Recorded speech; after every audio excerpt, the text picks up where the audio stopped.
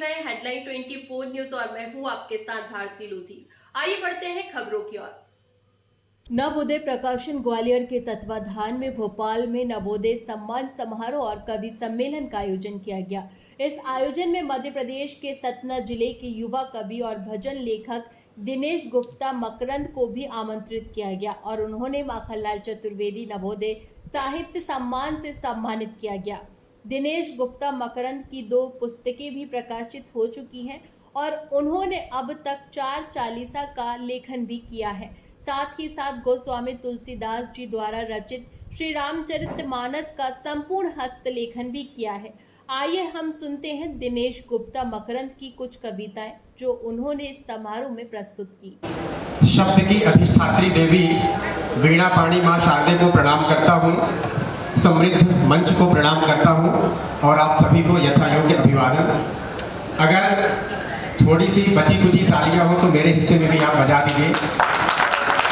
बहुत बहुत धन्यवाद। चूंकि यह कार्यक्रम भोपाल में हो रहा है और भोपाल भारत में ही नहीं पूरे विश्व में झीलों की नगरी के नाम से मशहूर है, तो मैं भोपाल और झीलों को अपनी शायरी में प्रयोग किया। उसी एक शायरी के साथ अपना काव्य पाठ शुरुआत करूंगा।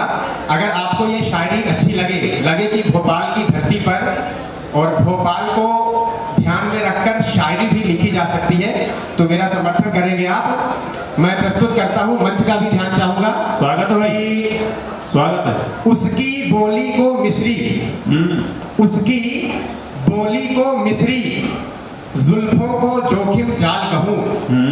उसकी बोली को मिश्री, जुल्फों को जोखिम जाल कहूँ। उसकी आंख है झील सी, लगता है उसको भोपाल कहूँ। उसकी आंख है झील सी, लगता है उसको भोपाल कहूँ। अब मेरा जो काव्य पाठ है वो छंद विधा में है।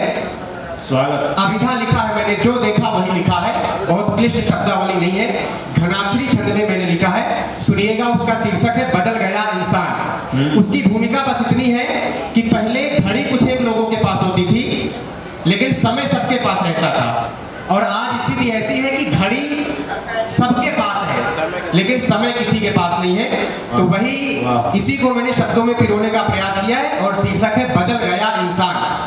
प्रस्तुत करता हूं कि आज का समय और बीता हुआ समय देखो, कि आज का समय और बीता हुआ समय देखो, अवन व अंबर का अंतर हम पाते हैं। और पहले जो आर्यावर्त नाम से विख्यात था तो आज हम लोग उसे इंडिया बताते हैं। पहले जो आर्यावर्त नाम से विख्यात था तो आज हम लोग उसे इंडिया बताते हैं। और नाम भगवान का भजन परमानंद छोड़, कि नाम भगवान का भजन परमानंद छोड़, नित नई फिल्मों के गीत गुनगुनाते हैं। और पीर स्वयं की नित याद रहती है उन्हें, पीर वे पराई को तुरंत भूल जाते हैं। पीर वे पराई को तुरंत भूल। तालियां बजा दीजिए, शर्माइए मत, जब बजाने का मन कर रहा है तो जोरदार तालियां बजाइए, पैसे नहीं लगते। तालियां ही आज की डेट में एक बची है जो सांप्रदायिक नहीं है। अगला छंद देखें कि फैशन का आलम तो इस कदर बढ़ा यारो, फैशन का आलम तो इस कदर बढ़ा यारो, मन बहलाने हेतु कुत्ता पाल लेते हैं। शुद्ध अभिधा, जो देखा वही लिखा, कि फैशन का आलम तो इस कदर बढ़ा यारो, मन बहलाने हेतु कुत्ता पाल लेते हैं। और कुत्ते को घुमाना नहीं तो याद रहता है उन्हें, गाय को खिलाने की वे रोटी भूल जाते हैं। गाय को खिलाने की वे रोटी भूल जाते हैं। और कंप्यूटर मोबाइल नेट के जमाने में तो, कि कंप्यूटर मोबाइल नेट के जमाने में तो समय और पैसे का वे बिल भूल जाते हैं। समय और पैसे का वे बिल भूल जाते हैं। और हसीनों का दर्द भरा दिल याद रहता है, माँ का ममता से भरा दिल भूल जाते हैं। माँ का ममता से भरा दिल भूल जाते हैं। हसीनों का दर्द भरा दिल याद रहता है और उसी का नतीजा फिर सोनम और मुस्कान जैसे केस होते हैं। अगला छंद देखें कि हेलो हाय बाय बाय सब जन करते हैं। हेलो हाय बाय बाय, बच्चे भी कर रहे हैं। हेलो हाय बाय बाय सब जन करते हैं, सादर प्रणाम नमस्कार भूल जाते हैं। हेलो हाय बाय बाय सब जन करते हैं, सादर प्रणाम नमस्कार भूल जाते हैं। और कैटरीना करीना के नाम सब जपते हैं, मीरा दुर्गा व लक्ष्मी को भूल जाते हैं। कैटरीना करीना के नाम सब जपते हैं, मीरा दुर्गा व लक्ष्मी को भूल जाते हैं। और अदाएं वफाएं आदि सब याद रहती हैं। अदाएं वफाएं बलिदानी भूल जाते हैं। अगली पंक्ति संभालिएगा कि अदाएं वफाएं आदि सब याद रहती हैं, पन्ना धाय वाली बलिदानी भूल जाते हैं, और शीला और मुन्नी की जवानी सदा याद रहती, दादी और नानी की कहानी भूल जाते। शीला और मुन्नी की जवानी सदा याद रहती, दादी और नानी की कहानी भूल जाते हैं। और फिल्मों के नायकों को सब याद रखते हैं, कि फिल्मों के नायकों को सब याद रखते हैं, गौतम अत्रि और दुर्वासा भूल जाते हैं। गौतम अत्रि और दुर्वासा भूल जाते हैं, और इंसान को इंसान में इंसान नहीं दिखता है, क्योंकि वे इंसान की परिभाषा भूल जाते हैं। क्योंकि वे इंसान की परिभाषा भूल जाते हैं, और अपनी जरूरतों को सब पूरा करते हैं। अपनी जरूरतों को, अपना काम बनता भाड़ में गई जनता, कि अपनी जरूरतों को सब पूरा करते हैं, माता पिता की वे अभिलाषा भूल जाते हैं। और अगली पंक्ति में अगर मैंने हिंदी के दर्द को बयां किया हो तो समर्थन चाहूंगा कि अपनी जरूरतों को सब पूरा करते हैं, माता पिता की वे अभिलाषा भूल जाते हैं, और दुनिया की सब भाषाओं में वे पारंगत तो हैं, लेकिन वे अपनी मातृभाषा भूल जाते हैं।